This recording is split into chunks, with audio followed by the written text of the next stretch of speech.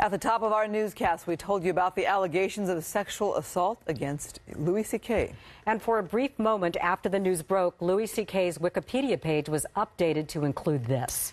Take a look. His page was briefly changed to read, Louis C.K. is a rapist, actor, producer, director, and editor. Just a short time later, the page was restored with the rapist reference removed. Well, joining us to talk about this and more is Heidi Hamilton from Dish Nation and the Frosty, Heidi, and Frank show. Welcome. Thank you. Well, we know we have all these new allegations today. 5 women have come forward with graphic allegations against the comedian Louis C.K. Yeah. Just your thoughts on it and just the intensity and the amount of allegations coming forward. Well, I'll say, obviously, my first thought is, oh, no, not another one. My second thought is those poor women. My third thought was, I really like Louis C.K. There's a show on TV right now with Pamela Adlon, who's also been in other stuff that Louis C.K.'s done, and it's called Better Things on FX, and it's a great show that I watch every week, and now I'm like, ugh. So there's that. So there's a lot of emotions, and again, not another guy, but these two, there are 5 women who've come forward. One of the women still choosing to remain private, but there are 2 female comedians who said back in 2002 they were at the Aspen Comedy Fest. They did really well. It was like an honor to be there. And it was really late at night, and they wanted to celebrate. Like, this is great. Like, this is an amazing thing. So Louis says, why don't you just come back to my room? We'll hang out. You know, we'll finish partying there. They go back to his room.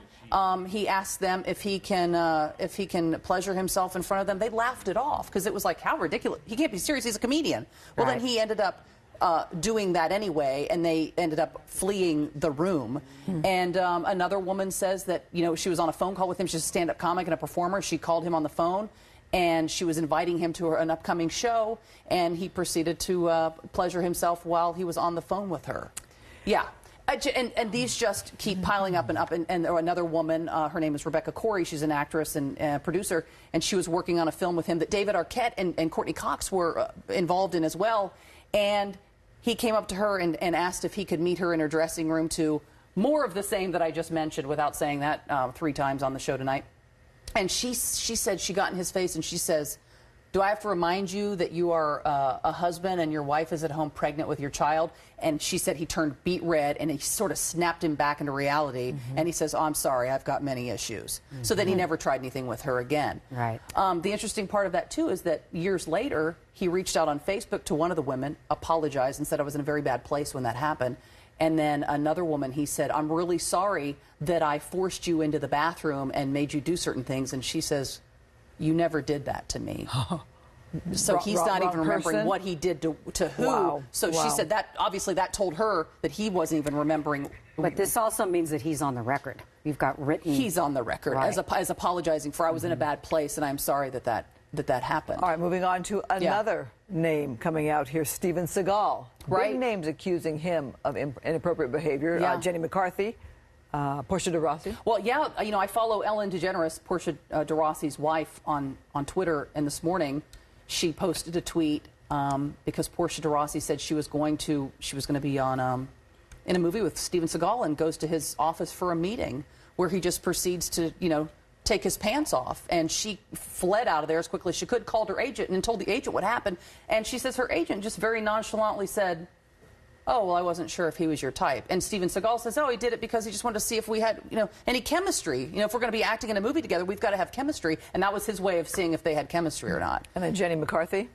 Yeah, Jenny McCarthy also said that she had an awful encounter with Steven Seagal. It's more of the same thing. Like, it seems like these guys, their MO is the same. Louis C.K. is doing the same thing to all the women. Steven Seagal is doing the same thing to each woman that he's trying it with, and is getting away with it until now. And I'm sure there's going to be more stepping forward. For many, many years, Right. this was kept under wraps. It's just now where it's starting to come out. Right. And we talk about Kevin Spacey because there have been new allegations there. And in the face of that, his movie premiere, they put the kibosh on it. They sure did. And, you know, the thing with the Kevin Spacey thing, I mean, this movie that Ridley Scott did, and it was about John Paul Getty, and it's all the money in the world.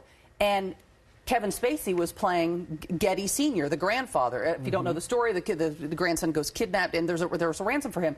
Well, he's in the movie, and Ridley Scott, after all of these allegations come out, he's saying, I can't have this guy, Kevin Spacey, pedophile, rapist, whatever you want to call him, in my movie. We're up for an Oscar. So he decided that in order to make this movie, you know, in time for an Oscar, he's got like 43 days or 45 days to finish it. He got rid of Kevin Spacey and he hired Christopher Plummer to do all of Kevin Spacey's parts, which may not be too difficult because I think Kevin Spacey, most of his parts were filmed. It took him about 8 to 10 days to do, and most of his parts were by himself. So it may not be too big of a deal for Ridley Scott to film, but I like that he did that because you can't be associated. Right now, you can't be associated with Kevin Spacey. But these are sort of head-spinning things that are happening. Head-spinning, but a lot of people also say, Laura, that these are like open secrets. They're calling them now open secrets, like, oh, with Louis C.K., yeah, we knew. And yeah, Harvey we'd Weinstein heard. as well. Yeah, it's like, yeah, we knew, but we didn't really do anything about it because most people are like, what are you going to do about it? Yeah. And yeah, it's the same with Kevin Spacey. Everyone seemed to know about it. Right. But Feeling what can we you might do? be having this conversation for some time. Thank you so much. Thank you. You can hear Heidi every morning on Frosty, Heidi, and Frank, weekdays from 6 to 10 a.m. on 95.5 KLOS Radio. You can see her weeknights at 11:30 on Dish Nation right here on Fox 11. Thanks so much for being here. Anytime.